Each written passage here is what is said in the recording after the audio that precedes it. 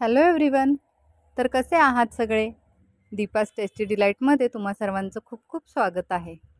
तर ही अगदी रसरशीत अशी अंडा मसाला ही रेसिपी मी आज बनवते. तर त्यासाठी मी काय केलं, मिक्सरच्या भांड्यामध्ये ह्या 2 हिरव्या मिरच्या त्याचे काप करून घेतलेले आहेत. त्यानंतर 3 मीडियम साईजचे टोमॅटो आहेत, ते मोठे मोठे चिरून घेतलेले आहेत. आणि त्यानंतर भरपूर अशी कोथिंबीर घेतले.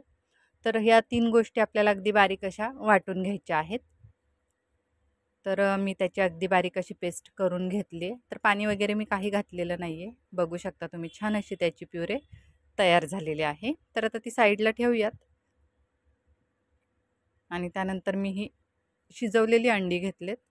तर मी 5 अंडी शिजवून घेतलेत आणि त्याची साल काढून घेतली होती. नंतर मी त्याची स्लाइसमध्ये कट करते.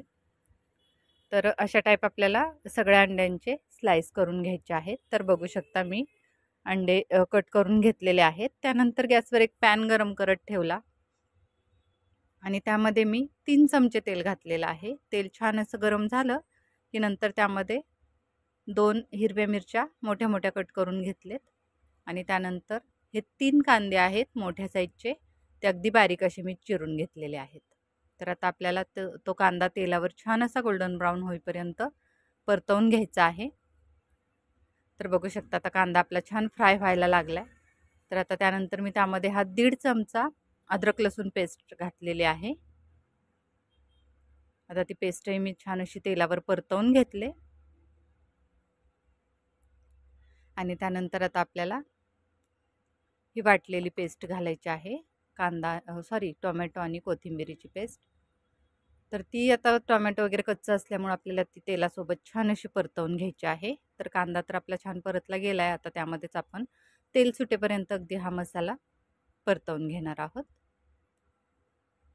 तर बघू शकता आता साईडनं तेल तर सुटायला लागलंय छान असं आणि आपली ग्रेव्ही छान अशी परतली गेली. त्यानंतर मी हे धना-जिरा पूड घातलं 1 चमचा.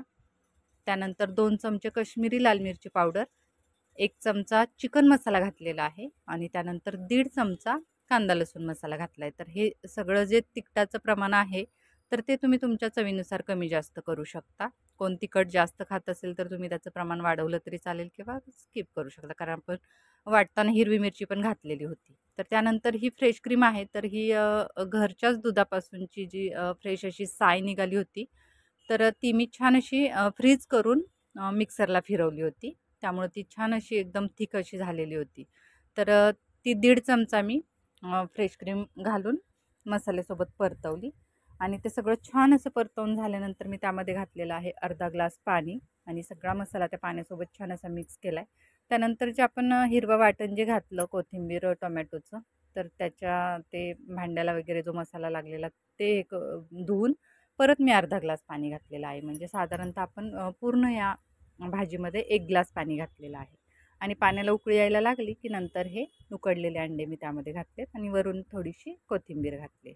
आणि आता छान असं हे आपल्याला शिजवून घ्यायचं आहे. म्हणजे आपले अंडी तर शिजलेले आहेत, पण सगळे मसाले छान असे शिजले गेले पाहिजे तसं आपल्याला ते उकळवून घ्यायचे. त्यानंतर घातलेलं आहे मी चवीनुसार मीठ आणि परत एकदा छान असं ढवळून ते एक 5 मिनटं मी छान अशी ही भाजी शिजवून घेतली. तर अगदी घट्टसर अशी मी भाजी केलेली आहे. तुम्हाला यापेक्षा पातळ जरी ठेवायची असेल तरी तुम्ही ठेवू शकता किंवा घट्ट करायची असेल अजूनही तरी करू शकता. आणि नंतर मी गॅस बंद केला आहे आणि त्यामध्ये 1 लिंबाचा रस घातला आहे आणि वरून परत कोथिंबीर घातली.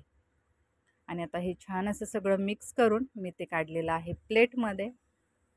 तर अगदी साधी सिंपल आणि एकदम झटपट होणारी रेसिपी आहे. फार काही मसाला वगैरे लागत नाही किंवा काय, आणि टेस्ट पण खूप छान लागते. तर एकदा नक्की ट्राय करा ही मसाला अंडाची रेसिपी. आणि मी बनवलेली ही मसाला अंडा रेसिपी तुम्हाला कशी वाटली ते मला नक्की सांगा. तसेच आपल्या चॅनलला कनेक्टेड राहा. आपल्या चॅनलवरच्या रेसिपीज जर तुम्हाला आवडत असतील तर लाईक, शेअर आणि सबस्क्राईब नक्की करा. चला तर मग असंच भेटूया पुढे अशाच एका नवीन रेसिपीसह. तर तोपर्यंत बाय बाय. थँक्यू.